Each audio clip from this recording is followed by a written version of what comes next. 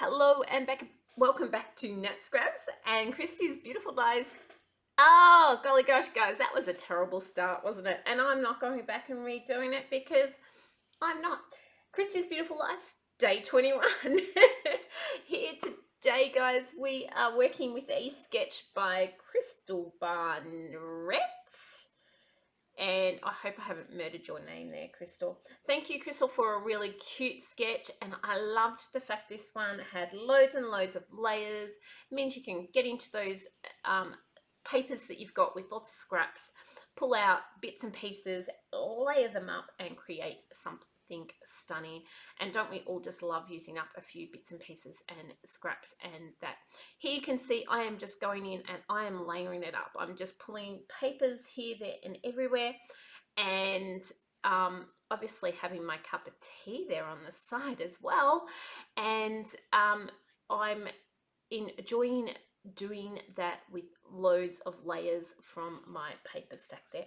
I'm working with the Celebrate You collection, which is in the core catalogue of the Close to My Heart catalogue. And I have not used this collection a lot. I'm assuming it will be retired very soon when our new core catalogue comes out. But I do have quite a bit of it left, and I am enjoying using it with my boy photos.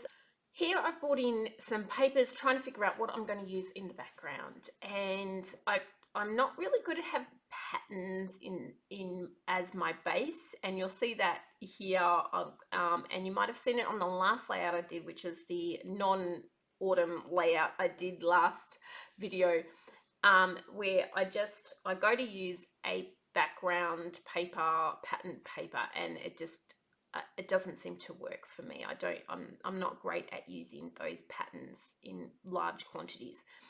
So maybe that's something I need to work on and challenge myself to try more. Here, I just find that that background is maybe pulling too much of it away from the center, and you'll see in a moment I actually change that up and go for a solid color. Here I'm putting this all back together, which is not unlike me. I do this quite often. I restitch things back together. I do end up turning that over so you can't see the line that I have created where there's a cut line there.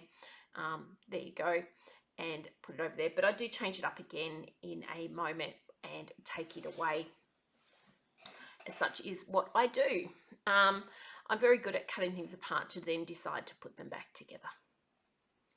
Here you can see I'm just reinforcing where I've re-glued that bit together, and then I try put it on white to see if it will pop a bit more on that patterned paper, and I decide nope, the patterned paper is not for me, and take that completely away. Here I'm bringing in some sapphire and I pop it on there, and I'm quite a lot happier with that. But then I reduce that patterned paper a little bit, and that is what it ends up looking like, something roughly like what I have there. I do take the time to pop that nice and straight now that I've decided that's where it is going. And then I have to start thinking about my title. And I'm not sure if you guys can tell from what is in that picture, but my son is actually standing on the back of a couch looking out a window. So that is probably about close to a meter off the ground. He is a little toddler, but he had this thing when he was younger that he did like to get up and into heights and climb up things. He's a bit of a rascal. And the first thing that comes to mind is the kind of saying what you looking at. Not what you are looking at, but look what you looking at. And so I go off to my Cricut machine and I found this cute font that had these little hearts in the words, and I thought that was really, really cute. So I imported that one and then cut the rest of the title out. Now I do have a little issue here trying to figure out where the at is going to go, because I decided that I wanted this acrylic piece that said this day down there with that arrow, and so I'm trying to figure out where the at's going to go. What am I going to do here? And when I change it to where I do want it, which is sort of looking at there, I realized that the white on the white there is not going to work. So I recut the small lettering, the what, you, and the at, in a holographic blue paper. So sometimes it looks blue, sometimes it looks pink, sometimes it looks purple, sometimes it looks silver. But I do layer that up and pop that on there.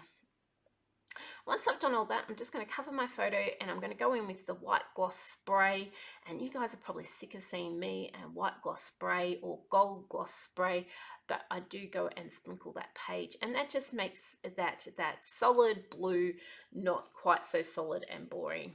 And I sprinkle that around. Pretty simple and easy. This layout, guys, was very, very simple and easy.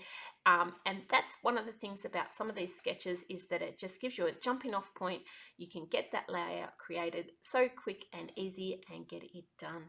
The final thing I did there was just a little bit of doodling around that title, the word look in, so that it stood out a little bit. And that was it, guys. Here's a slow down and then a still shot of the layout. Thank you guys for watching. I hope you enjoyed this one.